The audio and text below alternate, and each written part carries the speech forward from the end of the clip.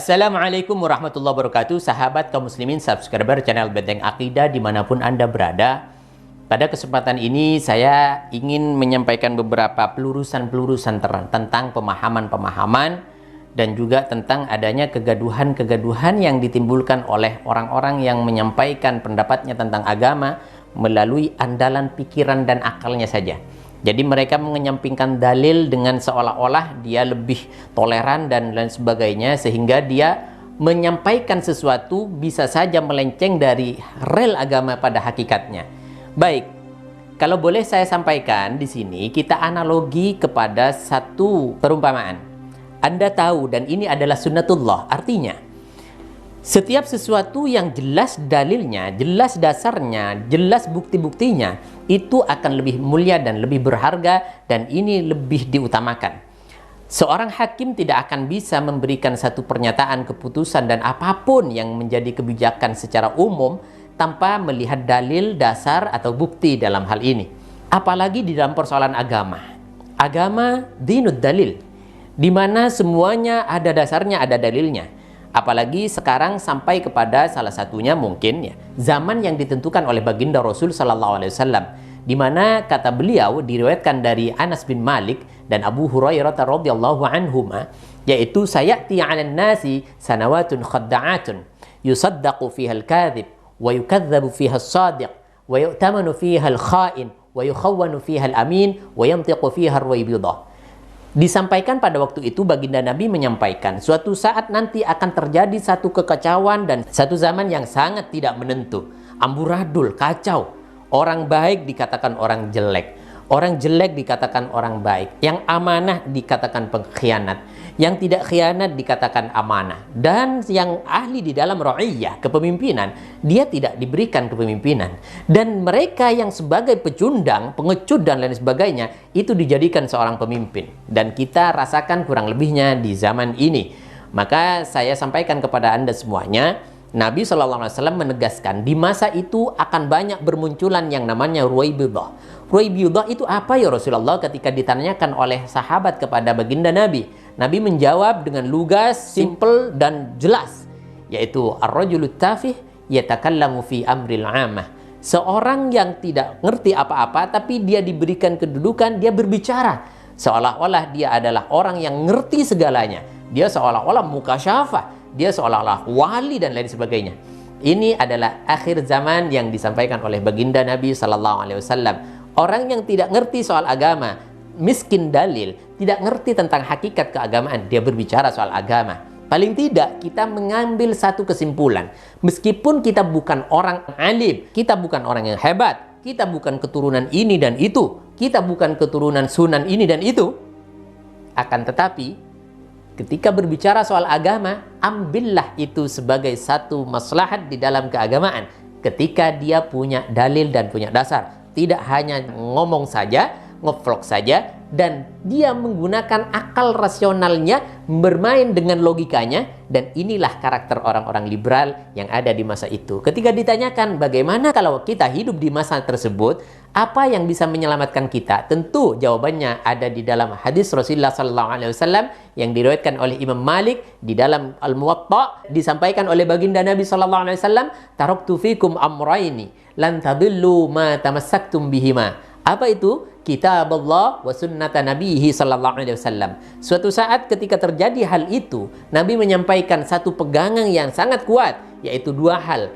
Kitab Allah, Al-Quran, dan sunnah Nabi sallallahu alaihi wasallam. Artinya apa? Kembalikan kepada dua dalil ini. Yang mana ini sudah dijelaskan secara gamblang oleh ulama-ulama kita, salafun saleh, di dalam kesepakatan ijma', qiyas, dan lain sebagainya. Ini adalah acuan, artinya beragama itu harus pakai dalil. Dan untuk keselamatan kita, hati-hati, jangan mengambil apapun yang keluar dari mulut seseorang da'i atau apapun ketika dia tidak bisa mempertanggungjawabkan dengan dalil-dalil secara qat'i di dalam keagamaan, secara pasti dalam hal ini. Maka saya sampaikan sekali lagi kepada Anda semuanya, dan kita ajak semuanya supaya kita selamat, kita tetap lurus di dalam akidah kita, dan kita tetap aman dari penyelewengan-penyelewengan pernyataan atau hukum atau apapun yang mana agama akan tercampur dengan pola pikir, nafsu, dan hasrat seseorang ketika tidak menggunakan dan tidak dikembalikan kepada dasar dan dalil-dalilnya. Masya Allah, barakallahu fikum. Dalam kesempatan ini yang pertama.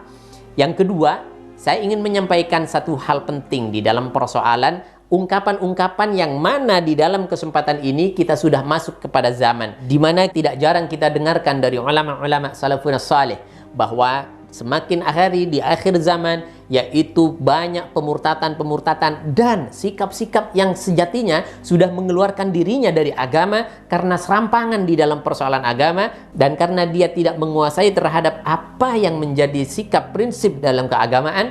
Orang awam pun akan melihat sebuah casing, oh dia seorang wali misalkan, maka dari itu kekafiran, kemurtadan dan keluar dari hakikat akidah Islamiyah ini ternyata terjadi tanpa disadari dan di luar kesadaran mereka dan di luar dugaan mereka. Innalillahi wa inna ilaihi raji'un. Karena jangan salah, dengan ucapan saja kita bisa tergelincir daripada akidah keislaman. Hati-hati, misalkan dalam kesempatan ini apa yang sering disampaikan oleh mereka para pembenci-pembenci Islam, istilah-istilah kadrun. Jangan Anda anggap remeh dengan istilah-istilah kadrun. Kadrun, kadal gurun, biasa aja. Hati-hati. Ketika ini dinisbatkan secara nyata kita lihat ini adalah ungkapan-ungkapan yang dibuat untuk menyerang orang-orang yang bersunnah, bersyariah dan pada hakikatnya, pada umumnya ini ditujukan kepada orang-orang yang menjadi pengikut baginda Rasulullah SAW dan lebih spesifik lagi yaitu bangsa Arab. Hati-hati, Masya Allah. Ini bisa menyebabkan kemurtadan dan keluarnya diri kita dari Islam. Na'udzubillah, summa na'udzubillah. Maka dari itu kita sampaikan, kita tidak bisa pungkiri ada istilah kadrun dan ada yang menyebutkan cebong. Itu pun juga tidak boleh. Akan tapi dengan menyampaikan cebong saja, ini tidak sampai mengeluarkan kita daripada kemurtadan. Tapi ketika kita menyebut kadrun, ini bisa murtad.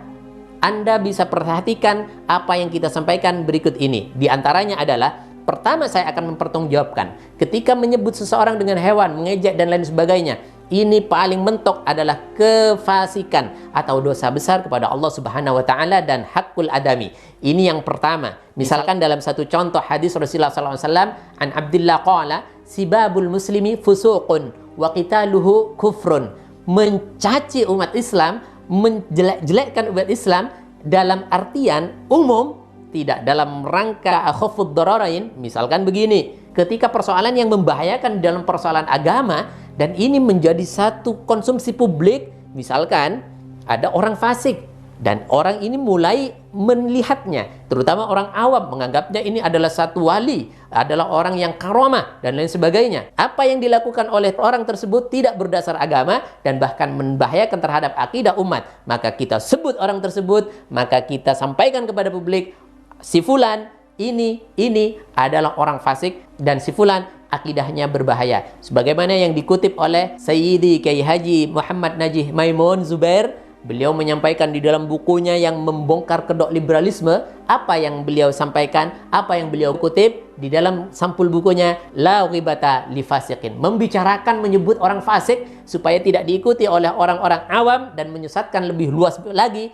Itu tidak ada istilah ghibah dan ini adalah salah satu strategi dakwah untuk menyadarkan umat supaya tidak tergelincir kepada kefasikan apalagi kemurtadan. Na'udzubillah summa na'udzubillah. Saudara kaum muslimin, ini yang pertama. Kemudian ada satu kata lagi, wa qitaluhu kufrun, membunuh orang Islam ini menjadi satu kekafiran. Meskipun kita tidak menyampaikannya secara terang-terangan, tapi dengan jelas dan nyata ini adalah orang yang beriman, lalu kita bunuh dan membahayakan terhadap jiwanya sehingga hilanglah jiwanya, maka ini masuk ke dalam kategori kufur. Na'udzubillah summa na'udzubillah. Misalkan seperti kasus Laskar dibunuh misalkan. Ketika yang melakukan adalah orang kafir, itu tidak masalah. Artinya tidak terjadi satu konsekuensi hukum di dalam antara iman dan kufur atau murtad karena memang dia kafir. Tapi kalau orang Islam yang melakukan kepada pembunuhan tersebut di tol tersebut, maka ini kategorinya adalah kufur. Yang kedua, yang terakhir, tentang persoalan kadrun. Menyebut kadrun ini bisa murtad. Hati-hati. Bisa murtad. Sekali lagi, bisa murtad. Dan paling tidak minimal dosa besar. Apalagi dinisbatkan, ditujukan kepada bangsa Arab. Tapi untuk lebih detailnya lagi, Al-Fakir, saya yang tidak mempunyai ilmu ini, saya akan mengutip kepada Kiai Haji Muhammad Idrus Ramli, dan beliau bersedia disampaikan dalam cuplikan video ini. Dan beliau kita ketahui sebagai seorang pakar Ahlus Sunnah wal Jamaah. Ketika Anda mau berbicara, bertanya tentang Ahlus Sunnah wal Jamaah, beliau dari dulu, dari kecil, dari pondok, kalau saya dengar biografinya, beliau memang kemana-mana dari kecil tidak lepas dari yang namanya kitab. Ada yang mengistilahkan beliau kitab berjalan. Kiai Haji Muhammad Idrus Ramli, Masya Allah, beliau menjelaskan secara detail bahwa dengan kata-kata kadrun, hati-hati, bisa murtad. Anda bisa simak videonya dan Anda bisa renungkan baik-baik, dan semoga hidayah untuk kita semuanya, amin ya rabbal alamin. Dan kita tidak lagi menyebut kata-kata kadrun karena khawatir akidah kita tergelincir, iman kita hilang tanpa kita sadari, tanpa kita duga-duga sebelumnya. Na'udzubillah summa na'udzubillah. Jazakumullah khairan. Assalamualaikum warahmatullahi wabarakatuh.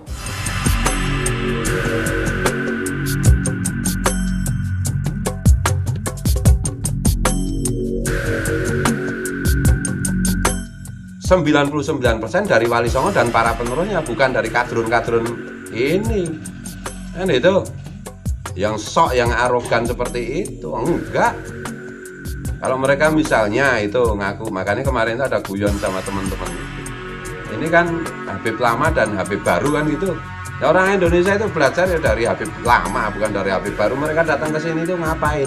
Ini sih Indonesia sudah mayoritas sudah Islam, kan baru satu abad aja belum tentu ada itu mereka kelompok baru ini masuk itu. Indonesia sudah 90% sudah Islam. Kenapa Anda kadrun? Oh, iya.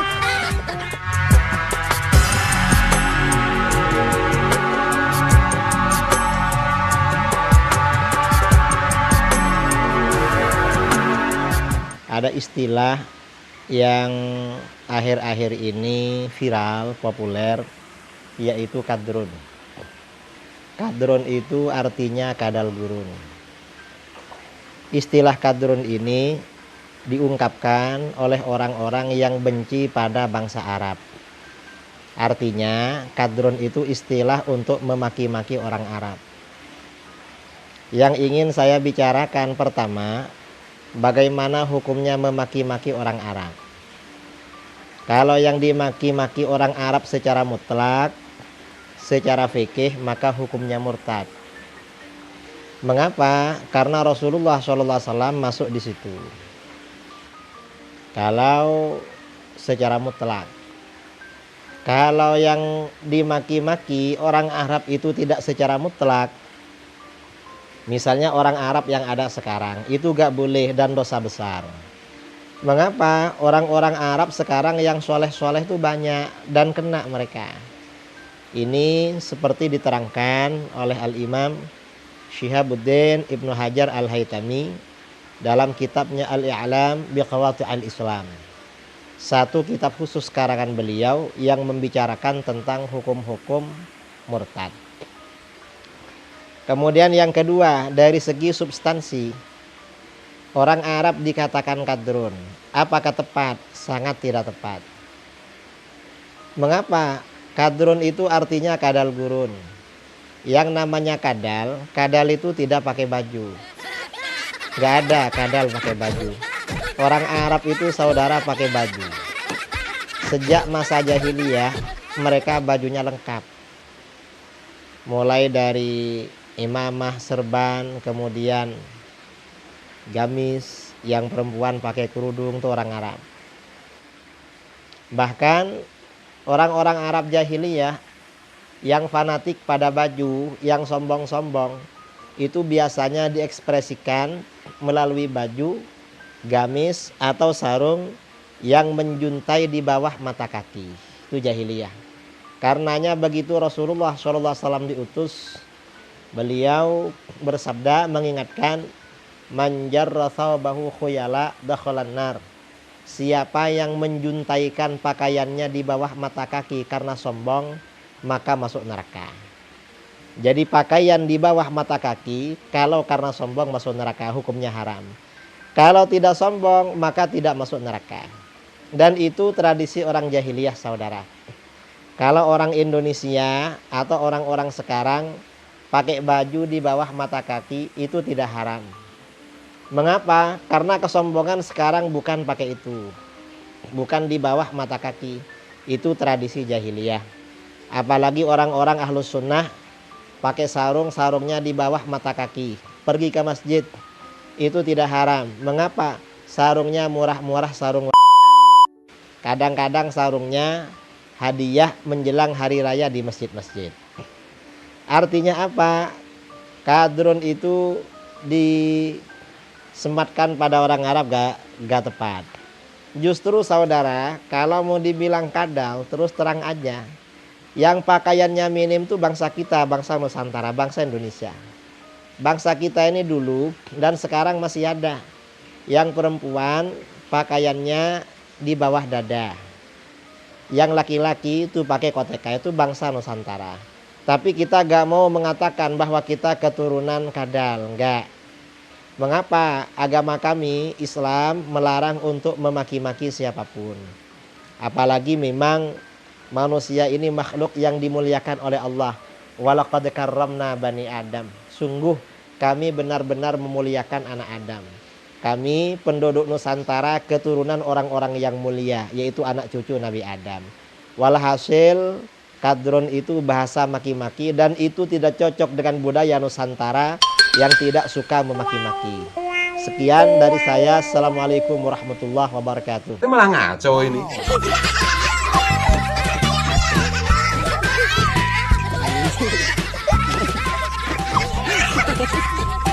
wabarakatuh.